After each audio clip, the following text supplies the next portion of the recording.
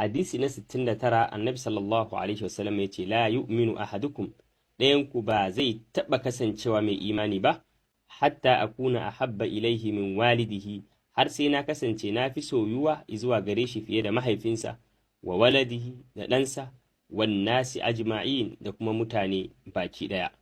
Mutum ba zai taɓa kasancewa mai imani ba har sai ya fifita son annabi sallallahu alaihi wasallama akan son mahaifinsa da ‘ya'yansa da kuma mutane ga baki ɗaya. Yadda mutum zai gane cewa yana son manzon Allah sallallahu alaihi wasallama shine ya ji cewa dukkan maganan annabi sallallahu alaihi wasallama tana gaban ta kowa. Lokacin da maganan annabi sallallahu alaihi wasallama ya ci karo da magana ta mahaifinsa to dai fifita magana ta annabi sallallahu alaihi wasallama. Hakanan lokacin da magana ta mutane ta ci karo da ta annabi sallallahu alaihi wasallama zai fifita ta annabi sallallahu alaihi wasallama.